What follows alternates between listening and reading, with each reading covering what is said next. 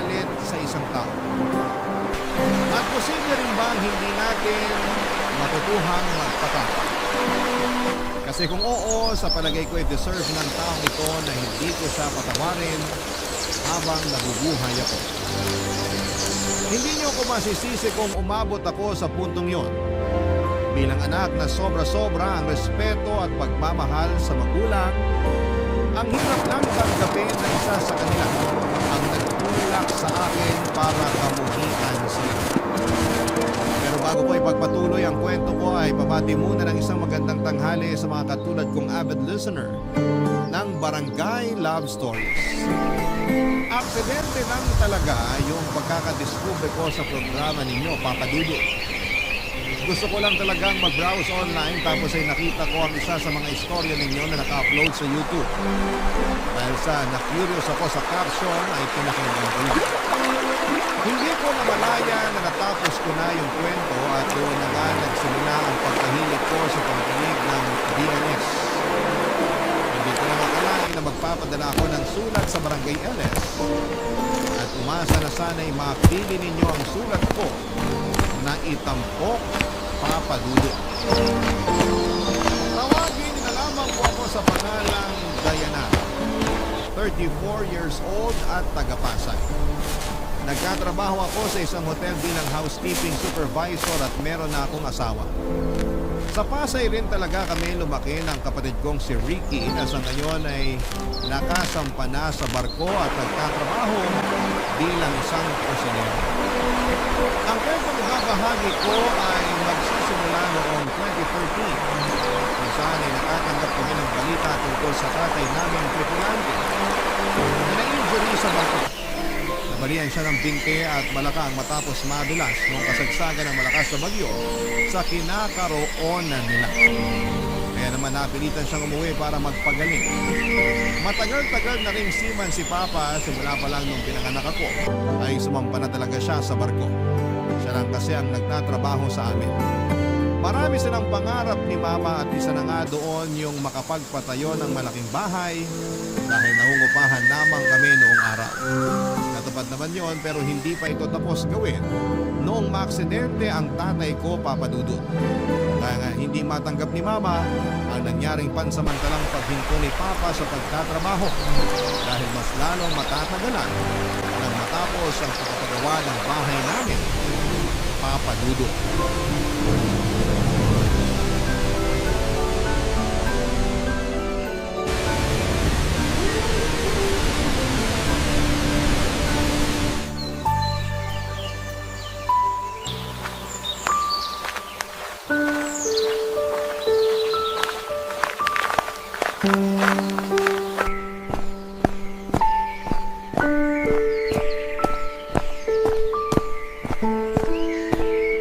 Pa, okay lang po ba kayo? Oo naman na. Bakit mo natanong? Salubong po kasi yung kilay nyo eh. Nakakunot din yung noon ninyo kaya akala ko may masakit sa inyo eh. Sa ngayon wala pa ulit. Pero kanina, masakit tong binti ko. Ganun po ba? Hirap naman yan pa. Pero okay na po ba kayo ngayon? Hindi na po ba masakit? Hindi na. Komportable na ako sa pagkakahiga ko. Kanina kasi, hinaharap yung gusto kong posisyon kaya medyo ako. Huwag na po muna kayong gumalaw masyado para mabilis kayong gumaling. May bali pa yung balakang ninyo pa.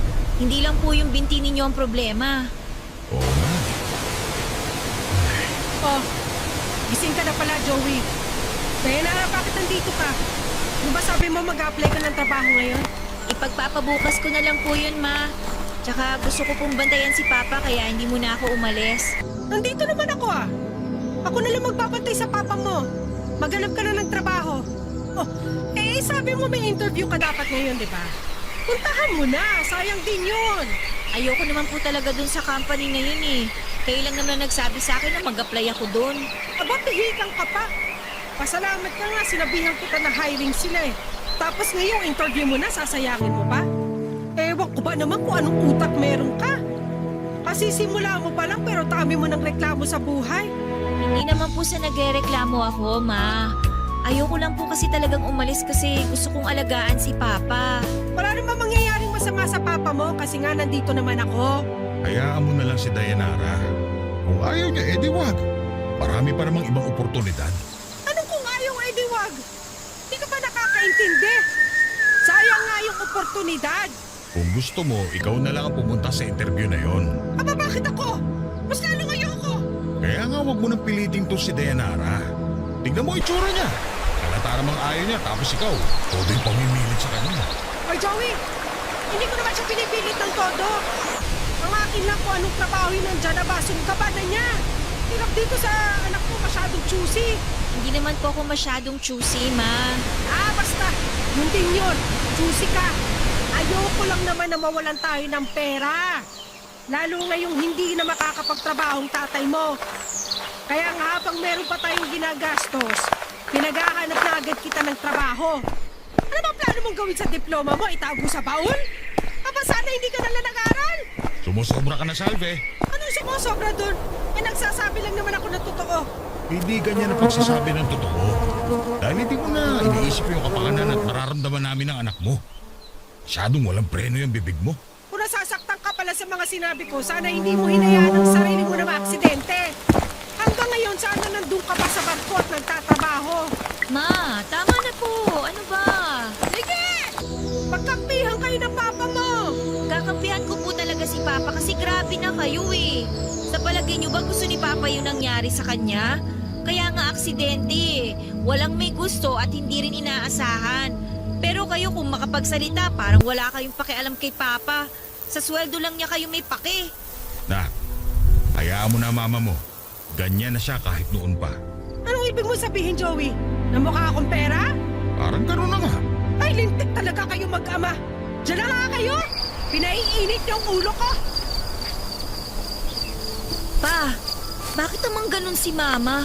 Hindi ba niya naiintindihan yung sitwasyon? Ewan ko, nak. Pakiramdam ko tuloy, wala akong silbi kasi nandito ako sa bahay natin. Karatay, imbis na sana nagtatrabaho ko para may maipadala sa inyo. Wala po kayong kasalanan pa. Kaya huwag niyo sisihin ang sarili niyo. Pag gumaling po kayo, makakabalik na naman kayo sa pagtatrabaho. Doon na lang po muna tayo mag-focus sa pagpapagaling niyo. Papadudod kung ilalarawan ko si Mama ay masasabi kong may pagkabagastos siya.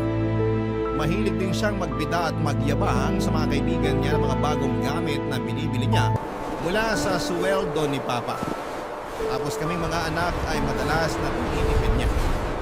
Pangarap niyang may pagawa ang bahay namin pero hindi matapos-tapos dahil nauna niyang pagkagastosan ang mga luho niya. Hindi lang sila isang beses nag-away ni Papa dahil sa pagiging waldas niya. Maraming beses na pero sa huli si Papa pa rin ang pinapalabas na masama at maramot ni Mama. Kabaligtaran naman ang ugali ni Mama ang kay Papa. Nuknukan ng tipid yon sa sarili pero napaka mapagbigay pagdating sa amin.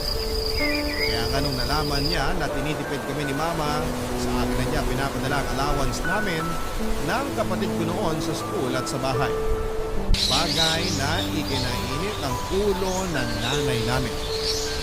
Galit na galit siya at sinabing wala raw tiwala si Papa sa kanya. Kaya naman muling binalik sa kanya ni Papa ang pagpapadala, ngunit may mga kondisyon. Kasama na roon ang pag-iipon nila ng pera sa bangko na gagamitin pampuhunan sa negosyo pag umuwi na si Papa sa Pilipinas. Kaya lang nagkagulatan na lamang noong nalaman namin walang naman ang bank account nila at hindi rin may paliwanag ni Mama kung bakit nagkaganon.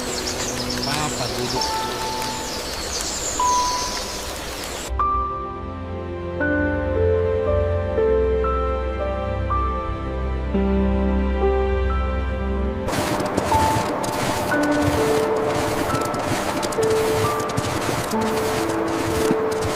Ulitin mo nga yung sinabi mo. Sabi ko, ayoko na sumumpa sa barko. Gusto ko na lang dito sa bahay. Hoy, Joey, nababaliw ka na ba? Ano ba klaseng tanong yan? Para ka namang ewan kausap, Salvi. Matagal-tagal ko na rin pinag-isipan yun. Saka sa kondisyon kong to, malabo na ako makasampa pa sa barko. Sa edad kong to, hindi ko nga alam kung gagaling pa ako. 50 ka pa lang naman Ang kaedad mo nga dito sa atin, nagbabanat pa ng buto. Yung iba, mas matanda pa sa'yo. Tapos ikaw, nagkasakit ka lang na manghina ka na ng loob. Eh, ano plano mo Ngungo pa talaga magtanong? E planado ko na nga sana yung mga gagawin ko rito kung hindi mo nilusta yung pera ko sa bangko. Ha? Sobra ka naman sa nilustay. Totoo naman na. Kasi kung nandyan yung pera, bakit wala ka maipakita sa akin? Dito ko rin naman sa bahay ginamit yung pera. Kaya wag mo nga akong paratangan na parang pinagnakawak kita. Bakit? Hindi ba? Sumasobra ka na, Joey! Oh, Ma, tama na po. Huwag niyo nang awayin si Papa. Siya ang nang-aaway sa akin. Narinig mo sinabi niya? Nagbibintahan niya ako, ninakawak ko siya. Sa bibig mo nang galing yan at hindi sa akin. Saan ko naman gagastusin yung pera, Ben? Saan pa? Eh di sa mga luho mo. Sa mga mamahalin mong bag, damit at mga alahas. Huwag mong pakialaman yung mga yon. Regalo ko yon sa sarili ko. Bakit hindi ko na lang kaya ibenta yung mga yun para may pakinabang naman? Bakit ko naman gagawin yon? Para magkapera tayo. Lalo na ngayon na hindi na ako sasampa ulit sa barko. Kulang pa yung pera ng pagbebentahan ng mga yun sa pang-araw-araw natin. Tapos gabutan mo pa. Paano na lang din tong bahay? Hindi na natapos-tapos. Ma, pwede ba tumigil na po kayo? Pera na lang ba talagang mahalaga sa inyo? Oo! Importante ang pera para mabuhay tayo. Nandito naman ako. Pag nagkaroon na ako ng trabaho, pwede na akong tumulong sa inyo ni Papa. Na, hindi ka naman namin inuubliga. Hindi! Inuubliga ko siya, Joey. Huwag mo naman piliin ang anak mo. Matanda na yan. Kung ikaw kaya yung magtrabaho kayo sa inuubliga mo anak natin. Bakit ka naman gagawin yun? Nakakapikon ka na kasi. Kung makapagsalita ka, akala mo ganun lang kadaling kumita ng pera. Palibhasa, hindi mo alam yung hirap at sakripisyo ng pagtatrabaho sa labas. Kasi nandito ka lang sa bahay. Hindi naman ako nagpapalipas oras dito sa bahay, ah.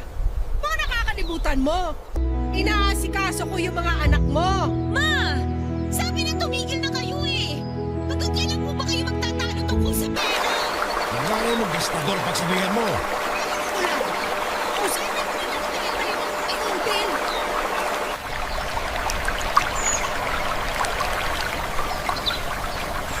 Papadudot, nalulungkot ako sa nangyayari sa pamilya namin. Lalo na sa mga balikat ko na ata ang mabigat na tungkulin na buhayin sa mama at papa. Nagsisimula pa lamang ako noon sa paghahanap ng trabaho pero grabe na yung pressure. Hindi rin katulong papadudot ng laging pagreklamo at pagtatalak ni mama kay papa. Awang-awa na ako sa tatay namin dahil lagi siyang sinasabihan ni mama na walang silbi at inutil. Hindi ko lubos maisip kung bakit may ganong kasamang ina at asawa. Sa kabilang banda ay nagsika pa rin ako para makapag-apply ng trabaho. Kahit naman papaano ay may last pay pa si Papa na nakuha niya sa pinagtatrabahuhan niya. Kaya yun muna ang ginamit naming panggastos. Pero syempre, kung anong higpit namin ang sinturon ay siya namang waldas ni Mama. Para siya mababalik kung hindi siya makakabili ng gusto niya. At kapag sinasaway siya ni Papa ay binabalik niya rito ang sisi at pinamumukha naman niya na kasalanan nito kung bakit kami dikit sa pera. At naghihirap kami ng dahil kay Papa. Barangay Love Stories. Barangay Love Stories. Papadudot dahil nagsisimula pa lamang ako sa trabaho at hindi ganun kalaki ang sweldo ko. Kaya nga natuto akong mag-budget para mapagkasya lamang ang kinikita sa mga pangangailangan namin sa bahay. Kasama na doon ang allowance ng kapatid ko sa eskwelahan na noon ay graduating na rin at para din sa gamot ni Papa. Kaya nga pag wala na akong maibigay kay Mama na extra money ay naghihimutok siya sa akin at pinagsasalitaan ako ng hindi maganda. Halimbawa na doon ay yung tinitipid ko raw siya, hindi ko na siya mahal at maramot daw ako sa kanya. Papadudot masakit para sa akin na makarinig ng mga salitang ganon mula pa mismo sa mama ko. Inaasahan ko kasi na maintindihan niya ang sitwasyon namin pero maling-mali ako. Kung tutuusin ay hindi naman kami umabot sa puntong wala na kaming makain. Meron pa naman, pero sadyang mapili lang si Mama sa pagkain at gusto niya laging masarap na katulad daw ng mga napapanood niya sa TV o nakikita sa social media na kinakain ng mga kumare niya. Kaya nga tuwing sweldo ko ay binibilhan ko siya pero ni minsan ay hindi siya nagpasalamat. Minsan, madalas ay nagreklamo pa siya dahil nahuli raw ako ng bili at iba na ang craving niya ng mga oras na yon. Kaya nga tinamad na akong pasalubungan siya kasi pinamumukha niya sa akin na hindi ko siya ma-spoil katulad ng ibang anak ng mga kaibigan niya. Kung ano ay lagi na lamang akong malungkot, bagay na hindi nakaligtas sa mapag-obserbang mga mata ng tatay ko.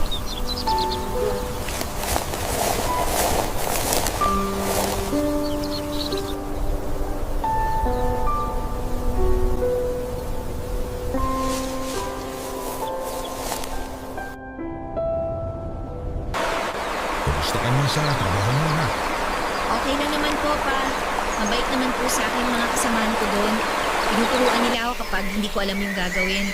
Tsaka lagi nila akong pinupuri kapag nagagawa ko ng maayos yung trabaho. Lalo tuloy akong ginaganahan na pumasok. Naalala ko, may ganyan din akong kasamahan mo sa trabaho. Bale, boss ko siya.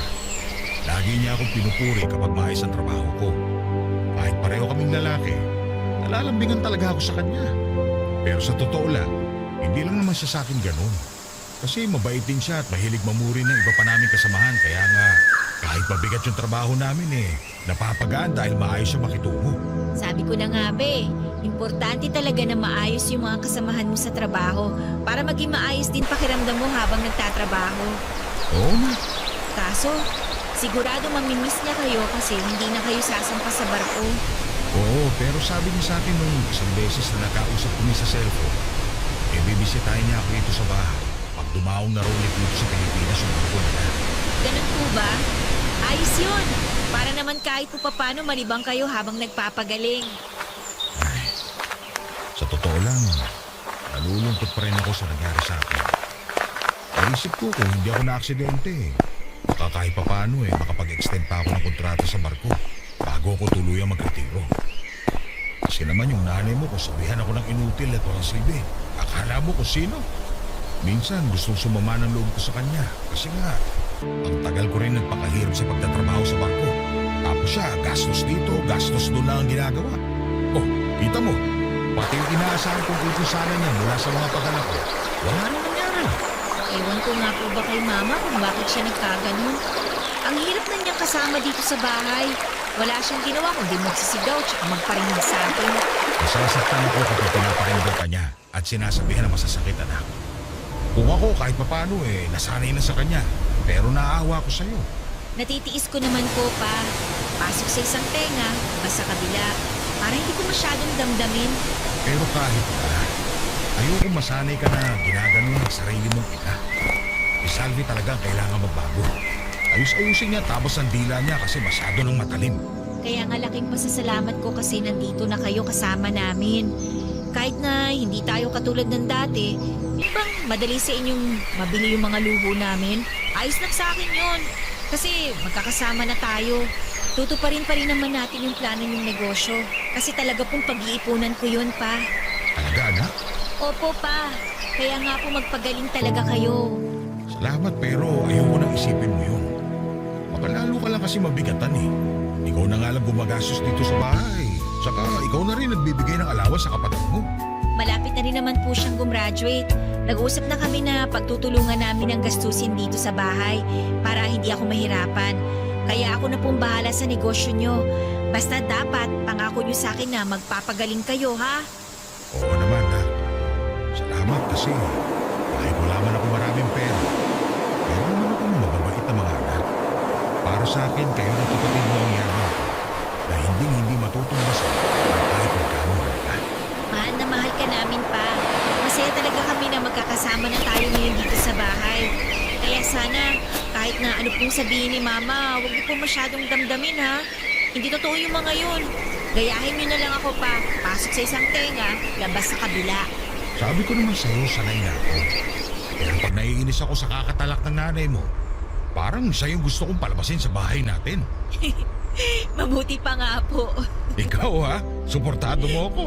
Hindi lang po suportado, pa. Kakampi niyo pa ako. Papa Dudut, Hindi ko na napigilang maglabas ng sama ng loob kay Papa, pero hindi para ipamukha sa kanya ang tulad ng mga sinabi ni Mama. Thankful kami ng kapatid ko na ligtas si Papa at kasama na namin siya.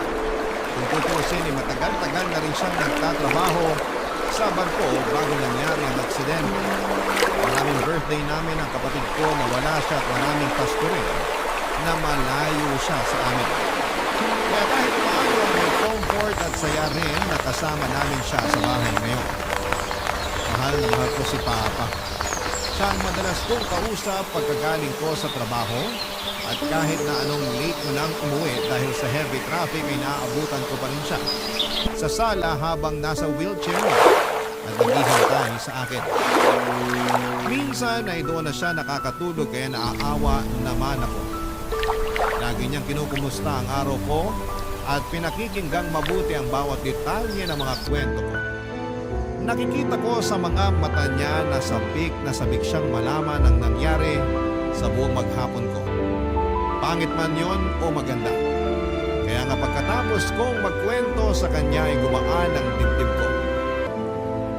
Lumipas ang 1 taon ay nakagraduate na rin si Ricky at 2 na kaming naghahanap buhay sa pamilya. Kahit paano ay may katuwang na ako sa responsibilidad. Kaya bahagyang gumaan ang mga daladala ko. Kung may nagpapabigat man ulit nito ay walang iba kundi si Mama at ang walang katapusan niyang pagrereklamo. Minsan papadudot na pag-usapan namin nila Papa at Ricky kung wala na ba talagang pag-asa na magbago si Mama. Kung umakto kasi siya, akala mo ay pinagdadamutan. Siya na nga yung walang trabaho sa amin, siya pa rin yung pinaka-magastos. Kaya nahirapan din kami mag-ipon ng kapatid ko dahil lagi nangihingi si Mama. Hanggang sa nagdaan pa ang 9 na taon, meron akong inanunsyo sa bahay na agad na kinontra at tinaasan ang kilay ng nanay ko.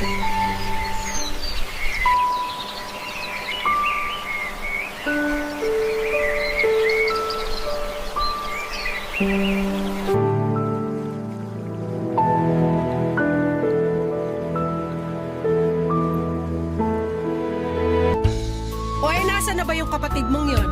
Sabi niya po malilate daw siya. Pero nasabi ko na sa kanya yung sasabihin ko sa inyo ni Papa. Ano ba kasi yon? Bakit kailangan kausapin mo pa yung kapatid mo? May kinalaman pa siya rito? Meron po. Kasi miyembro siya ng pamilya natin. Tungkol saan ba yung sasabihin mo, na? Ano po kasi, Pa? Ano nga? Suspense ka naman eh. Tumahimik ka nga, Salve. Napakadaldal mong babae ka. Nagsalita ang tahimik ko, no? Oh, mag-aaway pa kayong dalawa? Sabihin mo na kasi yung sasabihin mo. Sinasayang mo lang ang oras ko eh. May pupuntahan pa kami maya-maya ng mga kumari ko. Ma, aalis na naman kayo? Oo. Ayoko rito sa bahay natin kasama yung pilantod mong tatay. Kaunti na lang talaga mahampas na kita ng tungkod ko. Sige, subukan mo. Baka pilaya pa kita lalo. Pa, huwag na po kasi kayong pumatol. Ma, huwag niyo na kasing awayin si Papa. Yung tatay mo kasi. Pasensya na, anak. Pabalik tayo doon sa sasabihin mo. Ano ba yun? Plano na po namin kasi magpakasal ng boyfriend ko. Talaga? Magandang balita yan kung ganun. Ano magandang balita doon? Pag kinasal niyang anak mo, bubukod na yan sa atin. O sino magbibigay ng perang paggastos dito sa bahay? Ano bang pinagsasabi mo eh? Kumikita naman yung tindahan na binigay sa atin ng anak mo, ha? Pero hindi pa rin sapat yun, no? Sa dami pa naman ng mga umuutang sa tindahan niya na pagkahirap-hirap singilin. Madalas pa akong abunado dyan kaysa tumubo, kaya wala rin kwenta. Ano ibig mo sabihin? Hindi na pwede mag-asawa at bumukod si Dayanara? Kasi gusto mong buhayin pa rin niya tayo, ganun ba? Aba, bakit hindi? Mga magulang niya tayo. Kaya dapat lang na siya bumuhay sa atin. Baliw ka ng babae ka. Baliw na kung baliw, pero ayoko! Hoy, Dayanara! Ano na kami ng papa mo? Maliban sa pagtaon na sa tindahan natin eh. Hindi na nakakapagtrabaho yan dahil sa kapansanan yan. Tapos gusto mo pa kaming iwanan dito sa bahay? Pero 33 na po ako. Gusto ko na po magkaanak at bumuo ng pamilya kasama yung boyfriend ko. Bakit kasi biglaan naman yung pagdedesisyon nyo ng ganyan? Ano pong biglaan? Inabot na nga po ko ng ilang taon bago kami kami naging desidido talaga eh. Pinagpaliban na namin to ng gusto. Kaya sana naman po pagbigyan nyo na kami. Tama ka, anak mo. Napapanahon na rin naman para bumukod siya at magkaroon ng sariling pamilya. Kaya huwag mo na siyang pigilan. Paano na nga tayo pag umalis na rito si Dayanara? Mabubuhay naman tayo kahit bumukod siya. Hindi ako mabubuhay sa kakarampot na kita ng tindahan natin, Joey! Hindi ko naman po puputulin yung pagbibigay dito sa bahay, Ma. Mag-aabot pa rin naman po ako kahit papano. Siguro hanggat wala pa kaming anak. Paano kung mabuntis ka kaagad pagkakasal nyo? Eh di automatic hindi ka na mag-aabot sa amin. ATM ba talaga ang tingin niyo sa akin? Hindi po ba pwedeng magkaroon din ako ng sariling buhay? Ang tagal-tagal ko nang inuna tong pamilya natin. Ngayon na gusto ko ng pagtuunan ng sarili ko, nagkakaganyan kayo? Ayos lang sa akin na mag-asawa ka na, anak. Yung nanay mo lang talaga ang problema rito. Kung makapagsalita, akala mo mamamatay na sa gutom. Eh sa dami nga ng pwedeng kainin dito sa bahay, nasasayang na lang dahil ang arte-arte. Ako ka talaga maarte, ha? Please naman, huwag na kayong mag-aaway oh. Napapagod na kasi ako sa kasasaway sa inyo eh. Ma, kinausap ko na si Ricky. Sabi niya siya na raw po ang bahala rito sa bahay natin hanggat wala pa siyang pamilya. Wala pa naman daw siya planong mag-asawa, kaya wala kayong dapat ipag-alala. Buti pa yung kapatid mo, iniisip kami ng tatay mo. Pero ikaw? Ha? Ano ka ba nagbaana? Napakdamot mo? Makasarili ka? Bahala ka sa buhay mo! Kahit mamaya magkasama ka na kung gusto mo! Hoy Salve, namumuro ka na talaga. Huwag mo ako pinagkakausap! Inuutin! Papadudot, pakiramdam ko talaga na mga panahong yon ay nakagawa ako ng malaking kasalanan samantalang gusto lang naman naming magpakasal ng boyfriend ko. Kung tutuusin ay 33 years old na ako noon pero kung pagbawanan ako ni Mama, para pa rin akong teenager. Gusto ko na mag-umpisa kami ng pamilya ng boyfriend ko dahil hindi na kami bumabata pa. May lahi pa naman kami sa sign ng nanay ko na hirap nang magkaanak kapag tumungtong na ng 30 anyos. Mabuti na lamang at sinuportahan ni na Papa at Ricky ang plano ko kahit na naging resulta noon ay sumama ng gusto ang loob ni Mama. Pero hindi ko na lamang siya masyadong pinagtuunan ng pansin. Malungkot ako na tutol siya sa pagpapakasal ko. Pero tinuloy ko pa rin ang matagal na naming plano ng boyfriend ko. Siyempre, nakabudget pa rin ang wedding namin para makatipid at invited lamang ang mga malalapit naming kamag-anak at mga kaibigan. Kaso hindi pumunta si Mama. Pero masaya pa rin ako kasi nandyan sina Papa at Ricky. Pagkalipas ang isang linggo ay bumukod na ako. At kahit na malungkot na umalis ng bahay namin, ay nangako ako kay Papa na lagi siyang bibisitahin. Barangay Love Stories. Barangay Love Stories. Papa Dudut, masarap sa pakiramdam na nakakapanibago pa lang bumukod pero masaya naman kami ng mister ko dahil unti-unti na namin naisa sa katuparan ng plano namin pagbuo ng sariling pamilya. Thankful din ako sa kanya kasi hinintay niya ako. Ang hirap din kasi pag ikaw ang breadwinner ng pamilya. Parang wala kang karapatang unahin ang sarili mong buhay dahil meron kang buhay. Kaya nga malaking bagay ang pagkakaroon ng supportive na partner para lalong lumakas ang loob ko at hindi ako masiraan ng ulo. Lalo ba naman sa klase ng nanay na meron ako. Tulad ng pangako ko kay Papa ay dinadalaw ko pa rin siya sa bahay namin tuwing weekend. In fact, doon kami nagla-lunch. Kung tatanungin ninyo kung kumusta na kami ni Mama, malamig pa rin ang pakikitungo niya sa akin. Sinabi na lang ni Papa na hayaan ko muna at bigyan ng panahon para matanggap niya ang sitwasyon. Pero kapag hindi naman ako pumupunta sa bahay namin ay lagi ako nakikibalita sa kapatid ko sa mga nangyayari doon. At nalaman ko nga na napapadalas ang pag-aaway ni na Mama at Papa. Nag-worry na ako kaya naman kinausap ko na ang Papa ko nung isang beses na binisita ko siya sa bahay namin. At doon niya sinabi sa akin ang dahilan ng pagtatalo nila ng nanay ko.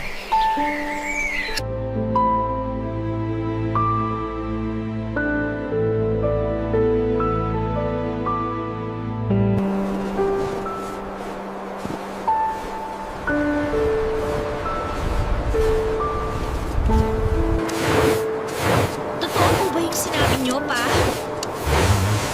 May ibang lalaki yung mama mo. Huling-huli ko siya na madalas niyang kausap sa cellphone. Kasi sa kwento ng mama mo, mayaman daw yung lalaking nakilala niya sa kasino.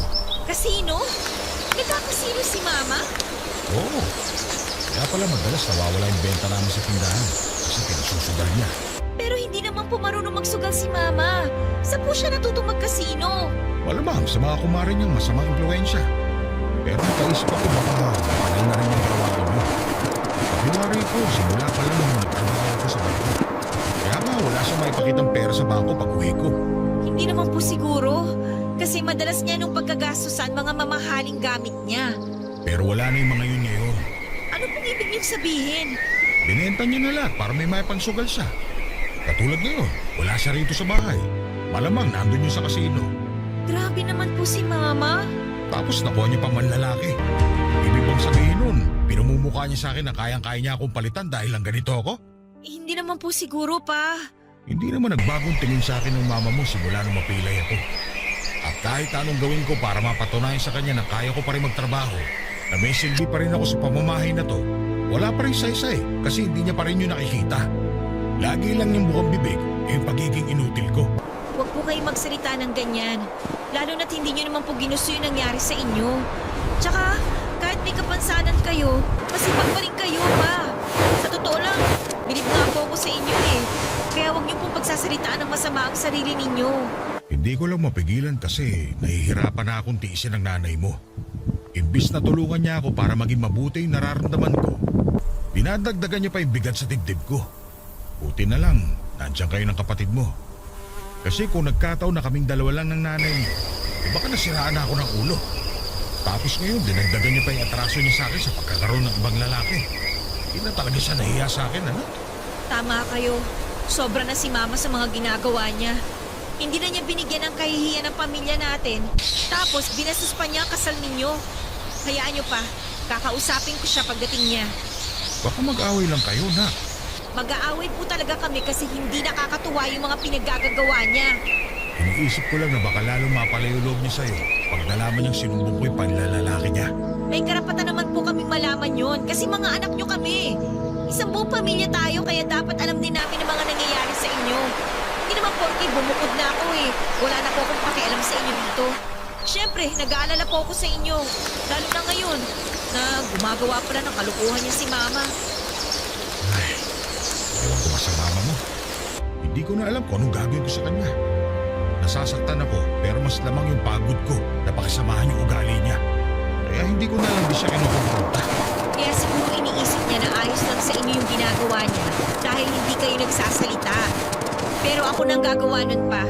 Kakausapin ko si Mama. At kung kailangan na makarinig siya ng mga hindi magagandang salita, hindi ako mangingimay para naman magtanda siya. Nakakapagod na siyang intindihin. Puro na lang problema ang dala niya sa pamilya natin. Papadudot, hindi ako makapaniwala na meron pa palang ilalabas na mas masama ang ugali ni Mama nang malaman ko mula mismo kay Papa na may ibang lalaki siya. At hindi na siya nahiya dahil dinadala pa raw niya ang lalaki niya sa pamamahay namin. Wala namang magawa si Papa dahil lungko siya. Kahit na nakakalakad siya sa tulong ng wheelchair at tungkod niya. Mabibilang lang sa daliri ang mga hakbang na magagawa niya nang hindi siya napapagod. Sa loob kasi ng 10 taon ay hindi naman tuluyang gumaling ang baling binti at balakang niya. Kaya naman, nakadagdag-dagok yon sa pagsasama nila ni Mama. At dahil napuno na ako ay agad kong kinumpronta si Mama tungkol sa sumbong ni Papa sa akin. At nakakagulat lang na buong pagmamalaki niya ang pinatotohanan sabay-sabing ginagatasan lang naman daw niya ang lalaki niya. Dahil kulang daw ang pera na binibigay namin sa kanya, kaya niya nagagawang kumabit. Inilabutan ako sa katwiran ni Mama dahil napakabaluktot. Tapos ay hindi ko akalain na magagawa niyang gumamit ang ibang tao makuha lamang niya ang mga bagay na gusto niya. Para na niyang binenta ang dignidad niya kapalit ng pera. sa parte ko bilang anak na wala gumagawa sa kalokohan ng mama ko. Tapos mas doble yung sakit dahil harap-harapan niyang iniiputan si Papa sa ulo. Kaya anong napuno na ako sa kanya ay tinakot ko siya na pwede namin siyang idemanda dahil kasal siya pero may kinakalantaring iba. Sa kabila ng lahat ng napag-usapan namin ay hindi niya pa rin tinigilan ang pakikipag-ugnayan sa lalaki niya. Isang araw, isang pangyayari ang aktwal kong nasaksihan sa bahay namin nang dumalaw ako doon, Papa Dudut.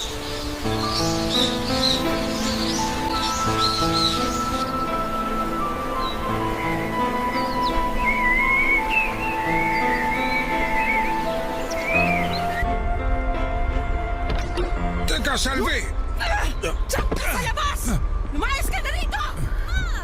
Bakit niyo tinulang si Papa? Pa, ayos lang ba kayo? Ayos lang, nak. Medyo masakit lang tong balakang ko. Aalalayan ko na po kayo tumayo. Sige, anak.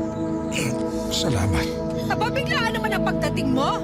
Pero buti na rin niyo para masundo mo na yung tatay mong pilay. Ang kapal ng mukha mo, Salve. Mukha mo ang makapal. Naati mo na binubuhay ka ng mga tao sa paligid mo? Wala ka ng silbi sa pamamahay na to, kaya lumayas ka na. Bahay ko rito, kaya hindi mo ako mapapalis. Sa akin nakapangalan ng titulo nito, kaya wala kang habol dito. Bakit niyo bang pinapalis si Papa? Dito nakamiting ka na ng boyfriend ko. Boyfriend? Oo! Akala ko ba hiniwalayan niyo na yung lalaking yun? Anong pinagsasasabi niyo na dito ka kayo titira? Eh, bakit hindi namin to? Bahay ko lang ito. May sarili ka ng bahay, di ba? Tapos sa akin to nakapangalan, kaya patitirahin ko yung gusto kong patirahin dito. Kaya magsasama na kami dito ng boyfriend ko. Hindi kami papayag, Ma! Wala ka magagawa. Desisyon ko yon. Total, hiwalay na rin kami ng tatay mo. Hiwalay? Anong pinagsasasabi niyong hiwalay? Nakipag-inalin na ako sa kanya.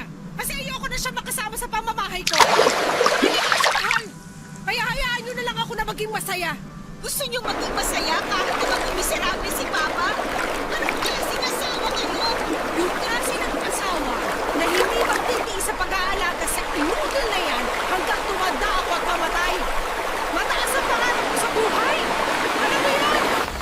Sabi ko nga noon, pag natapos ng bahay natin, gusto ko namang sumama sa mga kumari kong magliwaliw sa iba't ibang lugar. Pero hindi ko magawa makalis dito sa Pilipinas kasi wala tayong kapera-pera. Kasalanan lahat to ng tatay mo dahil na-aksidente siya at tumigil sa pagtatrabaho. Eh di sana buhay na ako ngayon at hindi taga-alaga ng katulad niyang inutil. Kayo ang totoong inutil! Eh, sinabi ba? Ang sabi ko, kayo yung totoong inutil dito at hindi si Papa! Napakabustos mo at walang modo. Ay, Gustos! Yung magpakita mo kayo! Kinain na kayo ng kasakiman niyo para paalisin niyo si Papa! Tapos sa kapag pinapapano niyo sumpakan si Papa at sabihang inutil, hindi mo yung silbi! Hoy, Dayanara! Hindi kita pinalaking bastos! Nakatira kang babae ka? Masusungoy nga talaga kita! Ano ba yung pinagsasabi niyo? Hindi naman talaga kayo naging nanay sa amin ang kapatid ko! Tsaka, nagpapasalamat ako dahil hindi niyo ako pinalaki! Kasi kung nagkataon, eh tinagmana ako sa pagiging galit niyo! Hindi ko muna yung bunganga mo! Magsama kayo niyang tatay mong inutil! Umalis na kayo sa harapan ko! Mga buwisit kayo sa buhay ko! Mga sana! Papa Dudut, wala na kaming nagawa noong pinaalis kami ni Mama sa bahay. Ayaw na rin namang makisama sa kanya ni Papa kasi pagod na raw siya at nasasaktan sa mga pinaggagawa ng nanay ko. Kaya naisipan kong isama na lamang siya sa bahay namin ng asawa ko. Tapos noong sumunod na araw ay nalaman kong pinaalis na rin ni Mama sa bahay si Ricky. Mabuti na lang at may kakayahan ng makarenta ng sariling mauupahan ng kapatid ko. Kaya hindi naging problema ang tutuluyan niya. Galit na galit kami kay Mama pero mas nangibabaw doon yung mga katanungan tulad ng paano niya nagawa sa amin ang mga bagay na yon. Samantalang kami ang pamilya niya. Ayaw na rin naman siyang ipademanda ng papa ko dahil dagdag gulo lang daw yun. Sinabi rin niya na hayaan na lang namin si Mama sa kagustuhan nito. Kaya kahit nabag sa kalooban namin ang kapatid ko ay sunod namin ang desisyon ni Papa at nirespeto ang gustong mangyari ng tatay namin. Tuluyan na kaming kinalimutan ng nanay namin, Papa Dudut, at kinalimutan na rin namin siya. Pero lagi pa rin siyang naaalala ni Papa kaya madalas siyang malungkot. Wala naman akong magawa para mabawasan ang sakit na nararamdaman niya. Kasi sa tuwing nakikita ko siyang malungkot at palihim na umiiyak, ay nadudurog ang puso ko. Bilang anak, ayaw kong nasasaktan ng magulang ko. Pero wala naman akong magawa para maayos pa ang nasira naming pamilya dahil kay Mama. Kaya lang akala ko ay wala nang lalala pa sa sitwasyon. Pero pagkaripas lang ng 2 buwan, ay na-stroke ang tatay namin na naging dahilan para tuluyan na siyang kunin sa amin.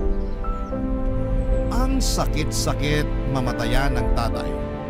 Habang sinusulat ko po ito, ay naiiyak pa rin ako. Hindi ko alam kung paano ilalarawan ang sakit. Kulang na lang ay mamatay din ako ng araw na yon. At magpahanggang sa ngayon, ay hindi ko pa rin tanggap ang nangyari kay Papa.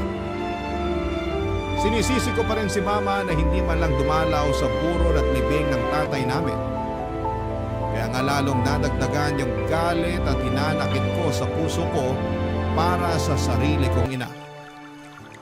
Alam ko naman na dapat matutuhan kong magpatawad pero sa ngayon kahit na anong gawin ko ay hindi ko pa rin mahanap ang pagpapatawad na yon sa puso ko.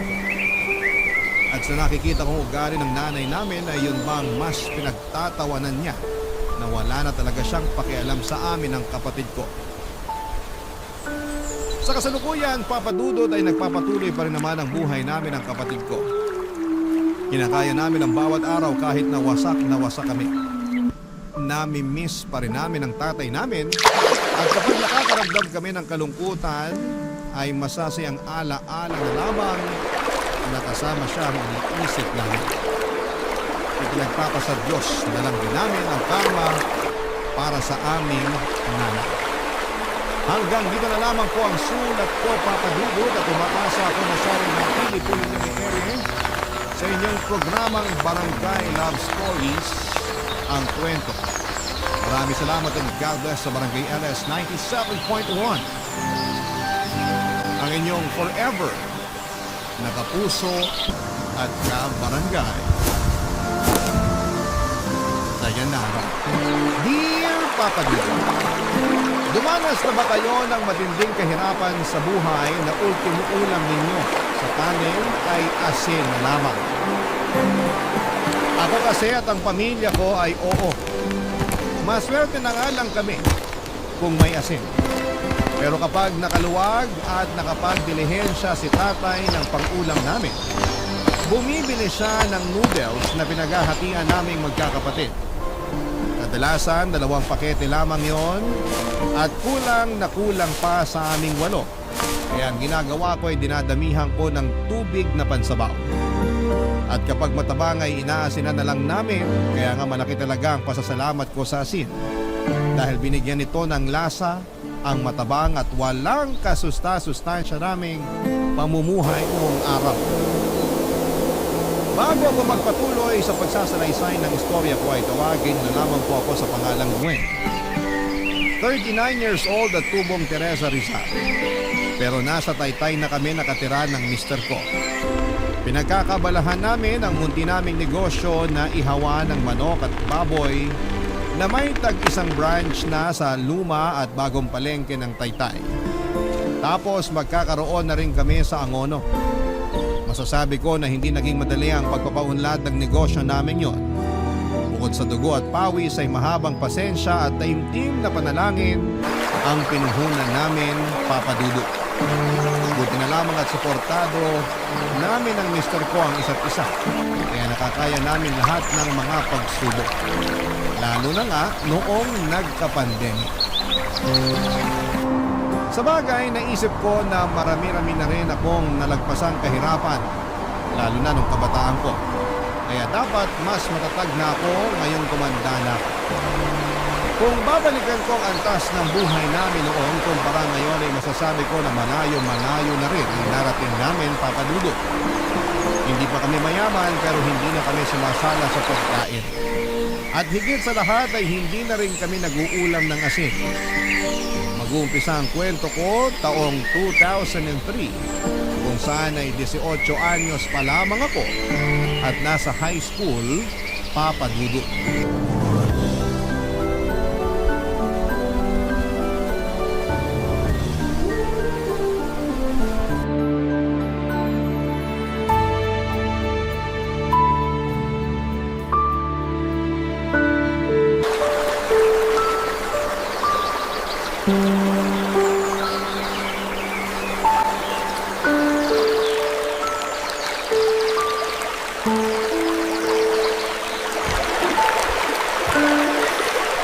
Nandito na po ako, Nay. Hala, ang dilim. Bakit wala po tayong kuryente? Di na kasi tayo nakakabayad din sa pinagkakabitan natin, kaya pinutulan na nila tayo. Tiis na lang muna uli tayo sa kandila, na. Dipit na dipit tayo. May sakit pa kapatid mong sumunod sa'yo. Ay, ang init na naman po nito mamaya. Pero magpapaypay na lang po ako. Salamat, nak. Pasensya ka na. Ay, nga pala. Bakit ginabi ka yata? Nag-practice pa po kami ng sayaw para sa presentation namin sa school bukas eh. Nakakapagod nga po. Sakit na ng binti at balakang ko, paulit-ulit na lang.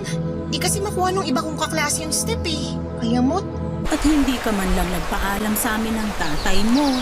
Sana naabangan ka niya at nasundo dyan sa may highway. Alam mo namang delikado iskinita papunta rito sa atin. biglaan po kasi, Nay. Tsaka, ayos lang naman po ako. Buti na lang din, walang nagiinuman dyan sa labas, kaya dire-diretso ako nakauwi rito.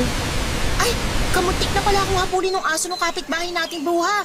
Buti na lang, di nakatalon dun sa gate nila. Lampa talaga. Eh, kumain ka na ba? Hindi pa nga po. May kanin pa po ba? Oo, pero baka malamig na. Sabawan mo na lang para lumambot. Ay, sige po, Nay. Sakto, gutom na ako. Hala, ano po to, Nay? Literal na sabaw lang? Oo, pero may lasa naman yan. Tinimplahan ko yan ng asin at paminta. Yan lang kasi kinaya natin pang ulam, nak. Pasensya ka na. Parang nakakawalang gana naman po itong kainin. Sana hinaluan nyo man lang kahit talbos ng kamote para may ngunguyain ako. Isasabaw mo naman sa kanin. Yun na lang nguyain mo. Saka wala na akong mahihinga ng libreng talbos ng kamote ngayon. Lahat may bayad eh. Kulang nga pambili natin.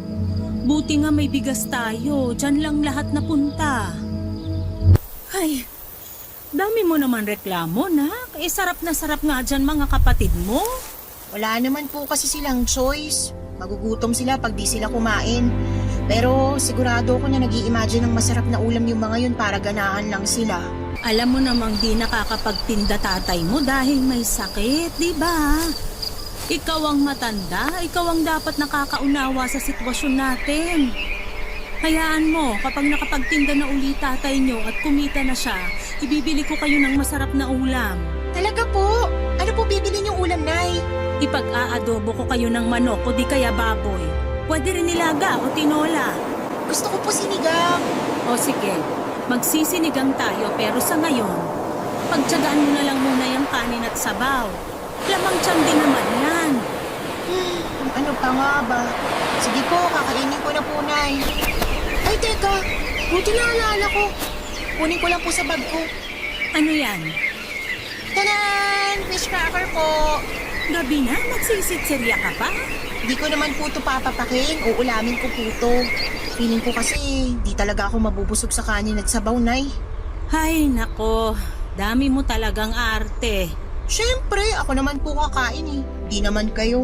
Kaya nga mag-aral ka ng mabuti nang magkaroon ka ng magandang trabaho. Para kapag kumikita ka na, mabibili mo lahat ng pagkaing masasarap na gusto mo. Ganun po talaga gagawin ko pag kumikita na ako. Hindi na tayo mag-uulam ng sabaw lang dahil meron na rin po karne at mga gulay. Pero sa ngayon, i-imaginein ko na lang muna na sinigang tong ulam natin para mabusog ako. Sige, maiwan na kita. Matutulog na ako kasi inaantok na ako. Patayin mo na lang kandila pagkatapos mo kumain, ha? Opo, Nay. Good night po. Pangatlo ako sa magkakapatid at pangalawa sa matandang babae. Ako vendor ang tatay Simon namin at taong bahay naman si Nanay Wilma. Nakatira lamang kami sa maliit na barong-barong na may tagpi-tagping yero at dingding na plywood. Sunod-sunod kaming magkakapatid kaya naman hindi nalalayong agwat ng edad namin sa isa't isa. Ako na lang ang nag-aaral sa amin dahil huminto na ang ate at kuya ko para mamasukan ng trabaho. Nangatulong sa Maynila si ate samantalang si kuya ay nagtrabaho sa peryahan bilang utusan at tagalinis. Pero hindi sila regular na nagpapadala ng pera sa amin. May sariling pamilya na kasi si kuya tapos si ate ay nalaman na lamang namin na nakipagtanan sa boyfriend niya. Simula noon ay naatang na sa mga balikat ko ang responsibilidad bilang panganay. Kaya ganoon na lamang ang tampo ko kina nanay at tatay Papa Dudut. Sa kabila ng lahat ay mahal ko naman ang aking pamilya. Umarating lang talaga sa punto na nauumay na ako sa pamumuhay namin. Dagdag pa yung nakikita ko na para bang kontento na sina nanay at tatay sa estado ng buhay namin noong araw. Yun bang ayos lang kung makain? May makain at ipagdasal na lang sa Diyos na maghimala kung wala. Mabait si nanay at maalagang ina Papa Dudut, pero madali siyang malungkot at malugmok.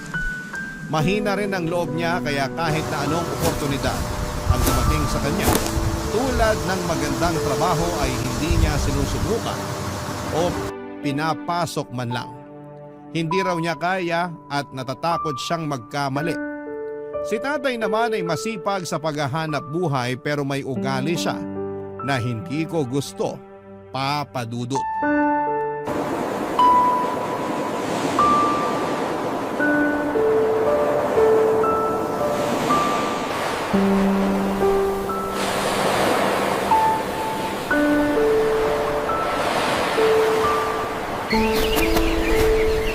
Tay, tama na po yung pag-inom nyo.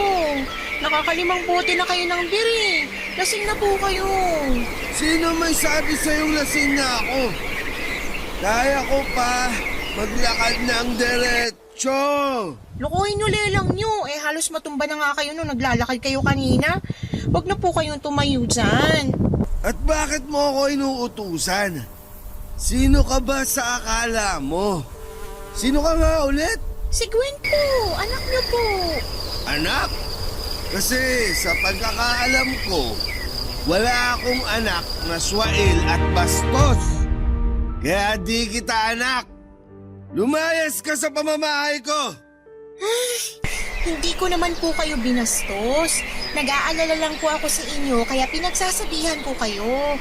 Tama na po, wag na po kayong uminom, tay. Bitiwan mo nga ako. Aray ko naman po, tay.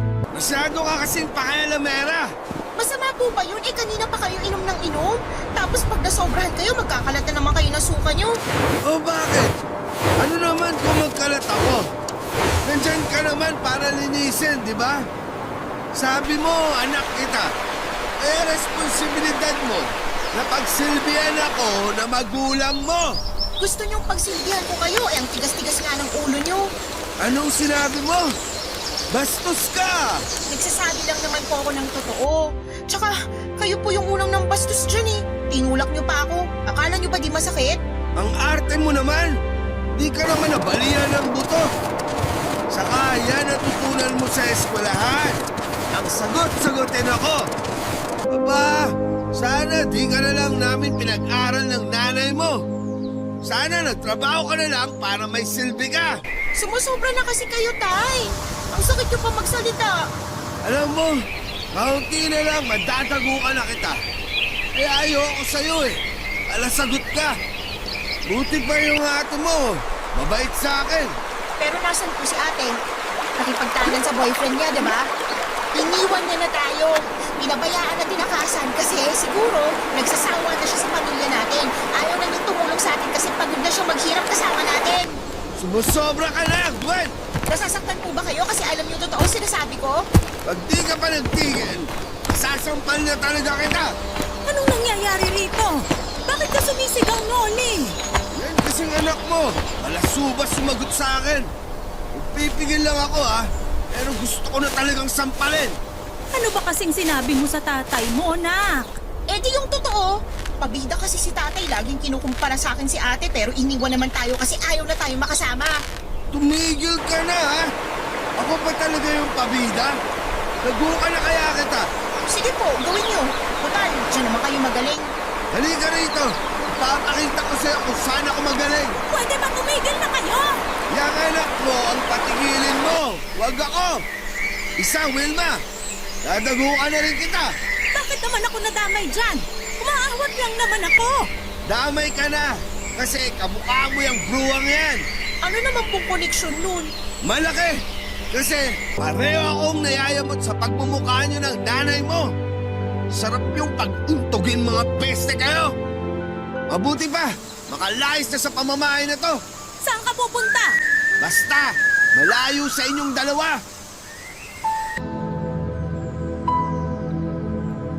Prangka at masakit magsalita ang tatay ko, lalo na pag nakainom.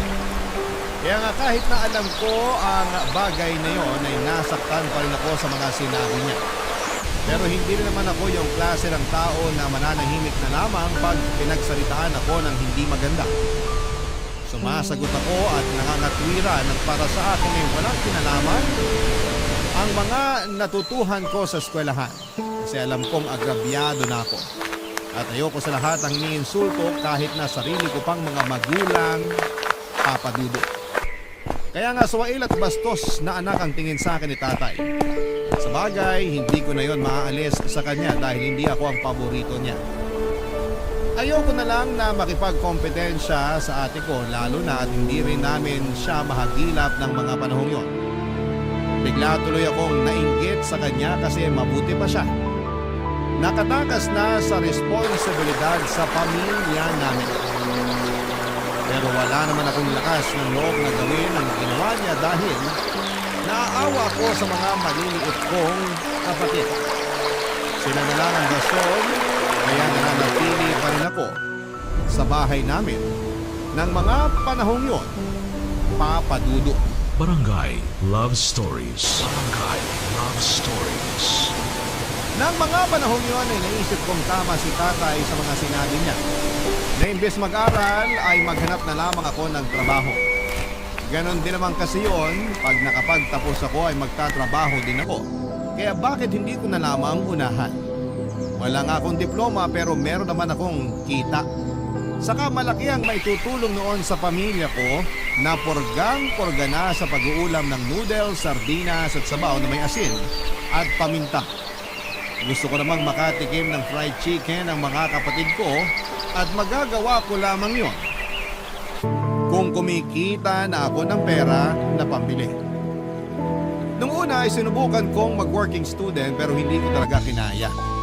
Sa uli sinuko ko na lamang ang pag-aaral ko at nag-full-time tendera ng tinapa at ng dilis sa palengke papadudot. Mababa lang ang sahod ko noon, nasa 250 pesos isang araw. Pero malaking halaga na yon para sa akin. Kaso'y hindi ko pa rin kayang bumili ng lechong manok. Kaya nagtiyaga na lamang kami sa pritong manok per peraso na nabibili sa kanto.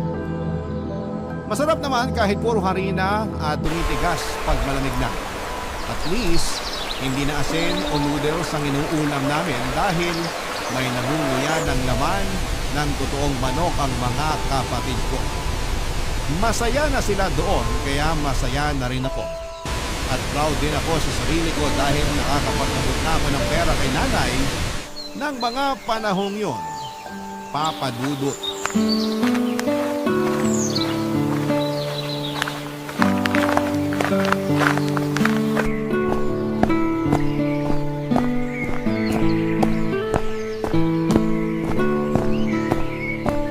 Nak, sarap ng ulam natin, adobong baboy. Ang dami ko tuloy nakain. Grabe, busog na busog ako. Pati mga kapatid mo, kulang na lang itumba yung kaldero ng kanin. Simot na simot.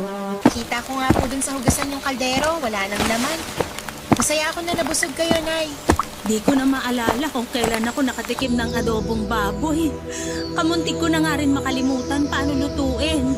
Buti na lang masarap pa rin ang timpla ko.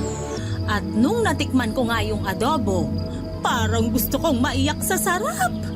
Hayaan nyo, hindi nyo na mamimiss ng matagal yung adobo kasi pag sweldo ko, yan ang uulamin natin. Pangako po yan.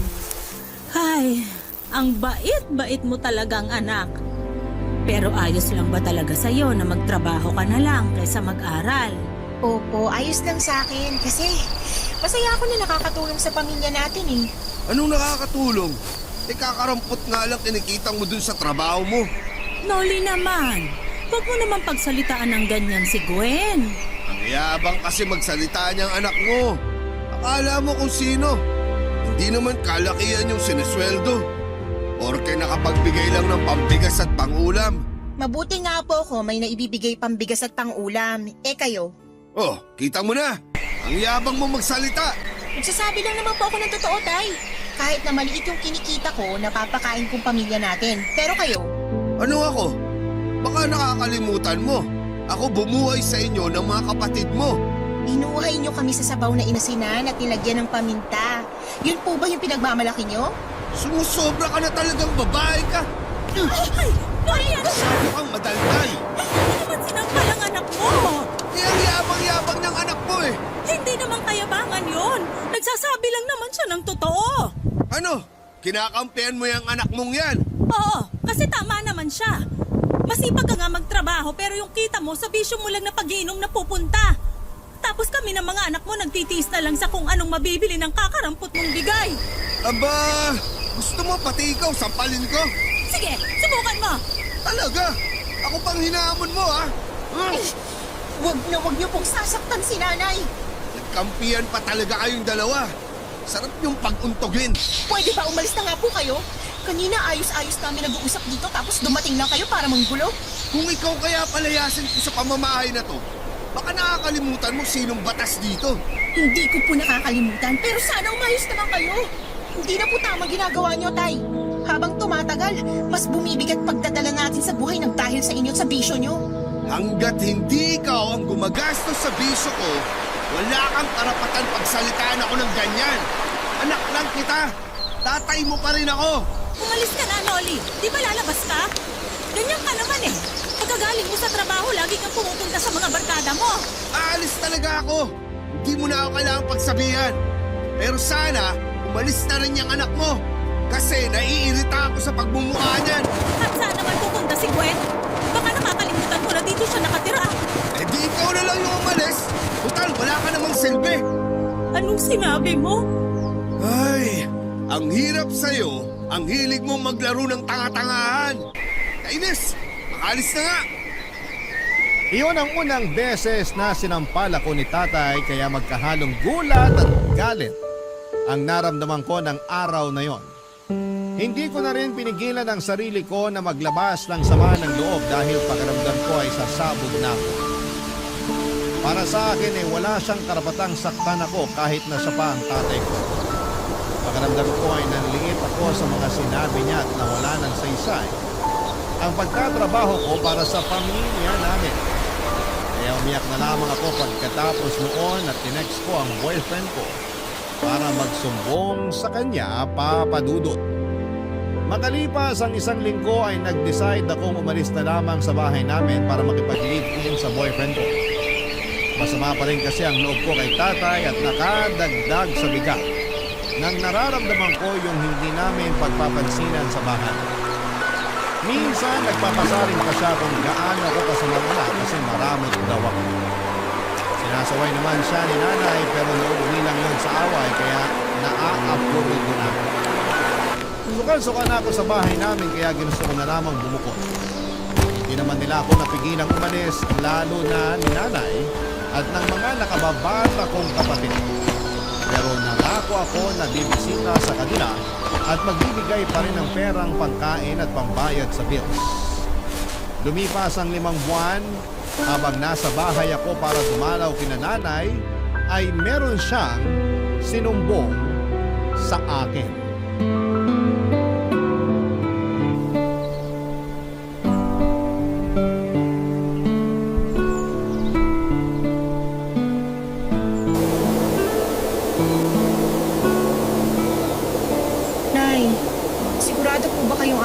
kayo? Oo, nak. Ayos lang ako. Mukha kasi kayo may sakit kaya nag-aalala ako eh. Ay, wala akong sakit. Pagod lang ako at puyat, kaya matamlay ako tingnan. Bakit po kayo pagod at puyat? Siyempre, inaasikaso ko mga kapatid mo. Tapos ako lang naman naglilinis at nagluluto rito sa bahay. Ganun po ba? Sa bagay, pasensya na po kayo kung umalis ako rito sa atin ha. Bakit ka naman humihingi ng pasensya? Siyempre, naisip ko baka masama loob niyo sa akin kasi iniwan ko kayo. Hindi yun ang nasa isip ko, nak. Saka nasa tamang edad ka na para magdesisyon sa sarili mo. Bukod doon, di naman kita masisisi kung gusto mo nang lumagay sa tahimik kasama yung boyfriend mo. Wala kasing kapayapaan tong pamamahay natin. Lalo ngayon na Inaano po? wala na.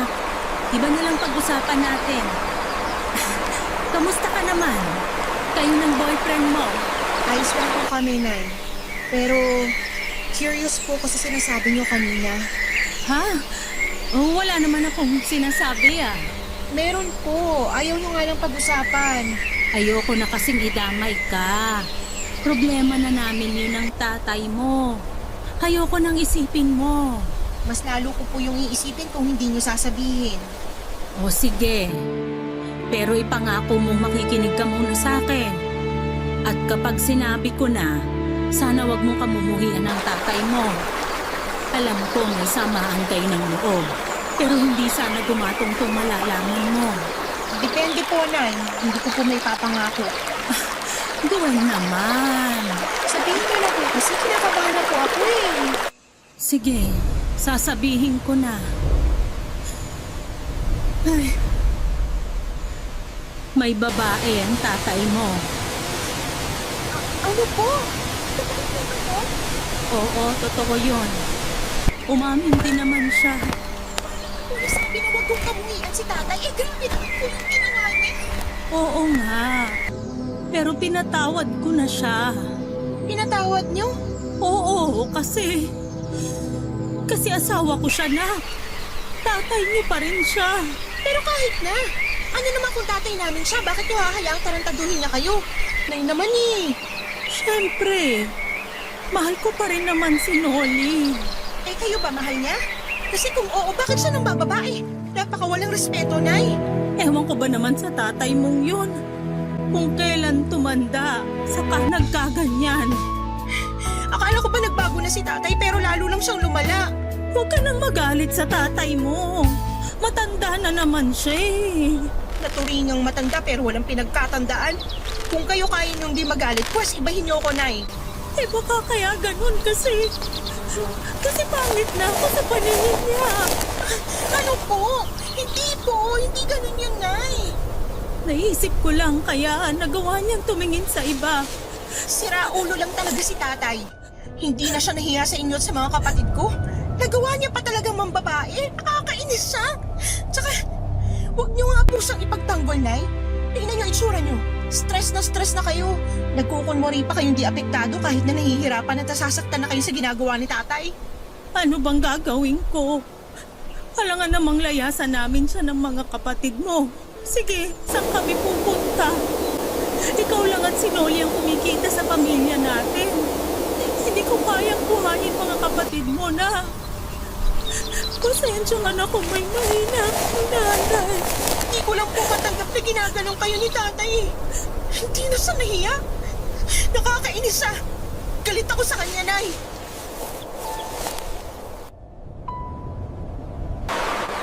Habang pinakikinggan ko si nanay ay lalong kumukulo ang dugo ko.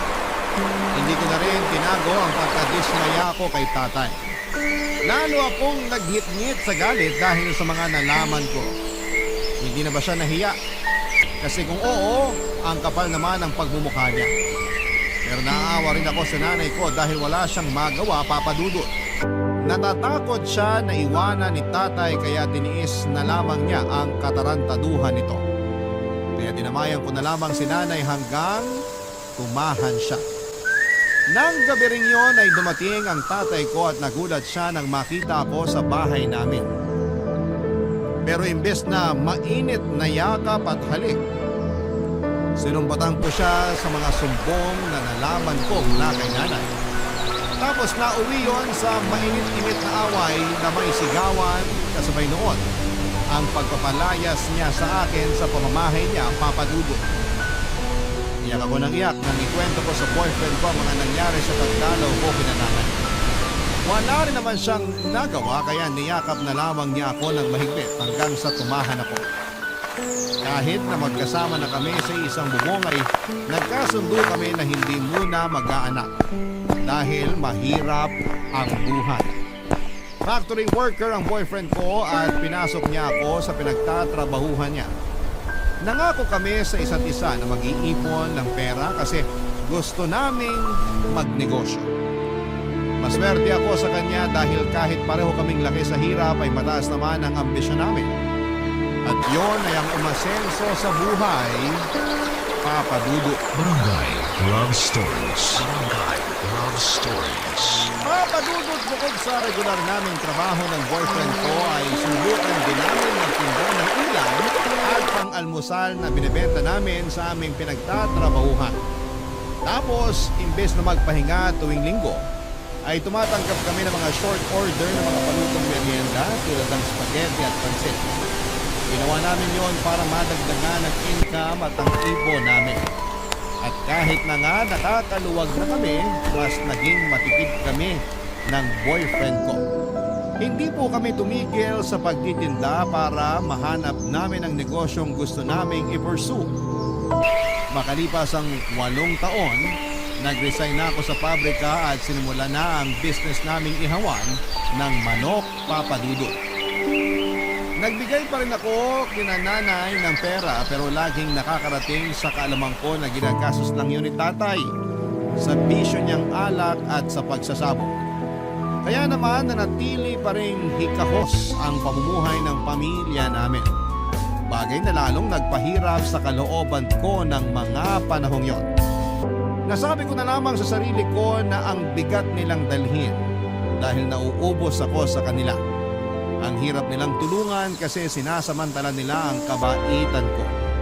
Pero hindi na lamang ako masyadong nag-isip ng masama dahil pamilya ko pa rin naman sila. Si tatay lang naman talaga yung mahirap pakisamahan sa amin. Dahil nagbago na siya. Wala akong ideya kung gaano kaseryoso ang problema ni tatay sa pagbibisyon niya hanggang sa makarating sa akin ang balitang sinanla niya ang bunso namin sa kumpare niya para makautang ng perang pansabong. Agad ko namang tinubos ang kapatid ko at kinumpronta ang tatay ko, Papa Dudut.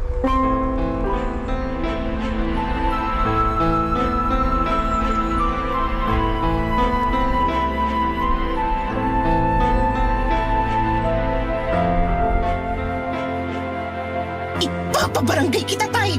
Wag, nak! Patawarin mo ako! Paano ko po kayo mapapatawad? Patong-patong na mga kasalanan niyo sa amin. Una na yung pambababae niyo. Tapos ngayon, dinagdagan niyo pa ng panibagong kasalanan? Anong klaseng ama kayo, tay? Kinain mo po na pati ng magulang niyo isang na ang sariling anak ng dahil sa pera? Alam ko namang mali. Pero di ko lang talaga napigilan. Anong hindi niyo napigilan? Ewan ko. Basta, kating-kati kamay ko na makapagsabong. At kapag hindi ko ginawa yun, parang masisiraan ako ng ulo. Matagal na po kayong siraulo simula nung hayaan niyo kainin kayo ng mga bisyo niyo. Ang sama-sama niyo, tay! Pinagpalit niyo kaming pamilya niyo sa plastic bisyo na yan! Nak, huwag mo naman pagsalitaan tatay mo lang ganyan. Nagsisisi na naman siya sa ginawa niya eh. Huli na para magsisi kasi nagawa niya, nanay. Tsaka naririnig niyo bang sarili niyo?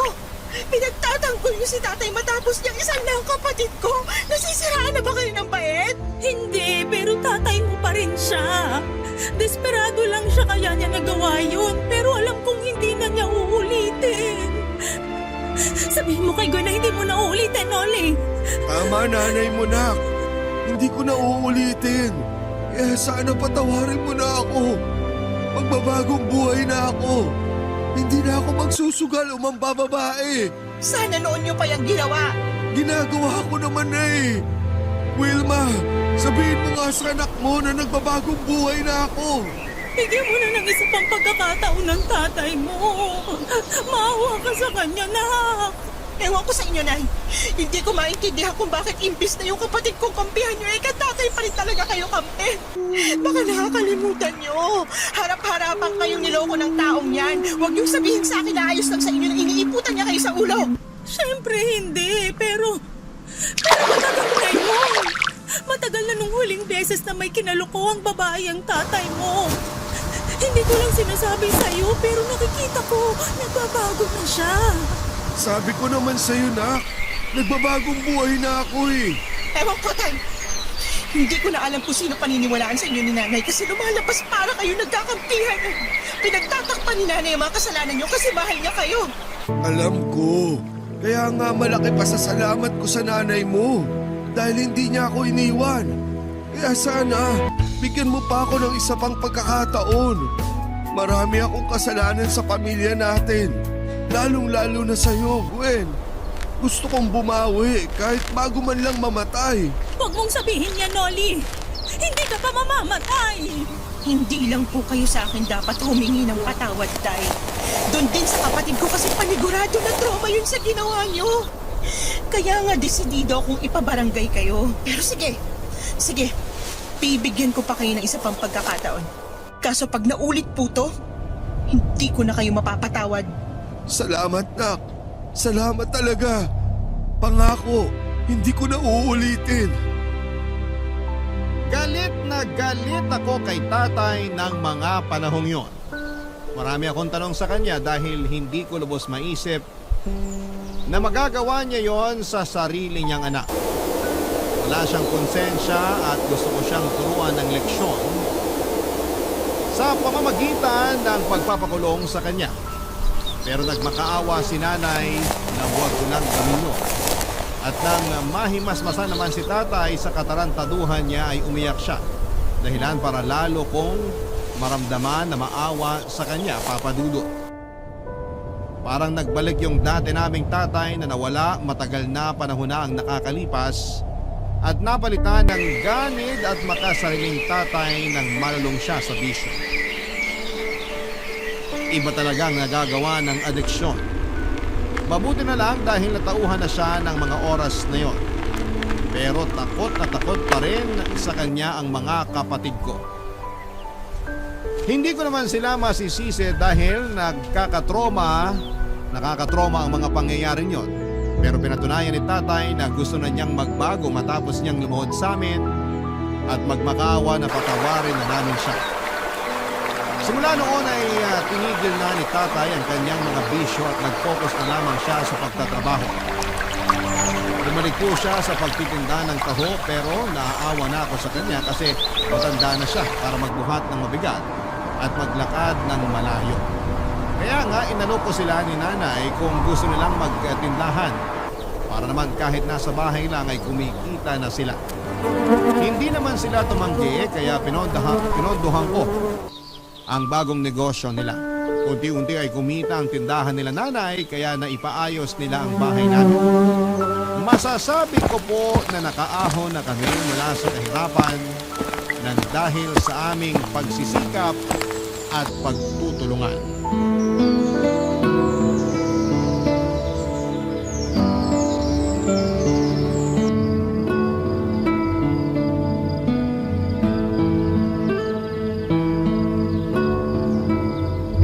Nay, ito pang tuition sa school ng mga kapatid ko. Tapos ito naman, allowance nila pag nagsimula na klase nila.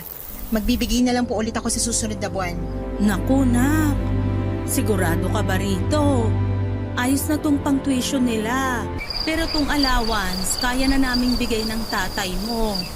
Kumikita naman yung tindahan eh. Tama, nanay mo. Itabi mo lang yan. Baka kailanganin mo. Ayos lang po. Nakalaan po talaga to para sa mga kapatid ko. Kaya tanggapin nyo na po. Sige, Nanay. Nahihiya na kami sa'yo eh. Hindi na namin alam paano ka babayaran yan. Hindi naman po ako naniningil eh. Tsaka, bakit kayo mahihiya? Anak nyo ako, magulang ko kayo. Hindi na kayo ibang tao sa akin. Ang laki na kasi ng naitulong mo sa pamilya natin. Ang dami mong sakripisyo. Pasensya na kung kinailangan mong gawin yun para maiahon tayo sa kahirapan, ha? Nahihiya kami sa'yo. Kasi ikaw na yung tumayong haligi ng tahanan natin. Dahil naging siraulo ako nung araw. Ewan ko ba naman sa sarili ko. Buti na lang, mabait pa rin ang Panginoon. Kasi hindi niya inayaan na masira ko lalo ang pamilya natin. At malaki rin pagpapasalamat ko sa nanay mo. Dahil hindi niya ako iniwan. Siyempre, mahal kita eh. Pero malapit na talaga kita nung sukuan. Hindi ka lang nagbago. Buti na lang, hindi mo ako sinukuan. At ikaw rin, Nak. Ang laki ng pagkukulang ko sa'yo bilang tatay mo. Tapos, ang dami ko rin kasalanan. Akala ko nga, itinakwil mo na ako. Kamuntik na rin po kung hindi talaga kayo nagbago. Bumigo na kayo dun sa huling kasalanan ginawa nyo, kaya nga namumuro na kayo sa akin, tay. Gwen naman. Pero masaya ako kasi nagbago na si tatay. Ganun pala yun, no? Kusang mawawala yung galit at tampo sa puso kapag natuto tayo magpatawad. Kaya nga po pinapatawad ko na kayo, tay. Huwag yun na lang po talaga uulitin yung ginawa nyo. Oo naman. Hindi ko na yun uulitin. Ako na mismo magpapabarangay sa sarili ko pag ginawa ko pa yun. Saka siraulo na lang ako kung sisirain ko pa yung pamilya natin. Ngayon pa na bumubuti na pamumuhay natin. Hindi pa po tayo mayaman, pero hindi na tayo hikahos katulad nung araw. Nakakakain na rin tayo ng mga gusto nating kainin. Hindi na rin sabaw na may asin at paminta yung ulam natin. Asensado na tayo kasi masipag at madiskarte ka, Gwen. Tapos nahawahan mo na lang kami ng tatay mo. Hindi ba, Noli? Totoo yun. Hindi lang pala sapat yung sipag. Dapat may diskarte rin. Pagtsatsaga at pag-asa na matutupad yung mga pangarap natin, gaano man yun kaimposible. Kahit mga magulang mo kami, meron din kaming natutuhan sa'yo, Nak. Salamat na. Mahal na mahal ka namin ng tatay mo. At proud kami sa mga narating mo sa buhay. Mahal na mahal ko rin po kayo. Mahal na mahal ko pong pamilya natin. Masayang masaya ako kasi hindi lang ako ang umasenso sa buhay dahil kasama ko rin dito ang pamilya ko. At kahit na marami pa rin kaming pagsubok na pinagdadaanan, nalalagpasan namin yon. Dahil sama-sama kami at nagtutulungan. Napakalaki talagang factor na hindi ka lang mag-isang nangangarap sa pamilya. Mas nagiging magaan kasi bawat pasan na responsibilidad kung nandyan ang pamilya mo para umalanay sa iyo, Papa Dudut. Sa kasalukuyan, nandito na kami sa Taytay ng asawa ko at kinasal kami last 2022 pero wala pa rin kaming anak magpahanggang sa ngayon. Kaya nga nag-decide na lamang kami na mag-ampon ang batang palalakihin namin at ituturing na sariling anak. Kung pagkakaluban pa kami ng Diyos ng anak ay manugod namin yung tatanggapin at ipagpapasalamat. Hanggang dito na lamang po ang sulat ko at sana'y meron kaming na-inspire at napasaya sa istoryang ibinahagi ko sa inyong lahat sa programang Barangay Love Stories. Maraming salamat po, Papa Dudut, and more power sa inyong sesyon. Ang inyong forever kapuso at ka-barangay, Gwen.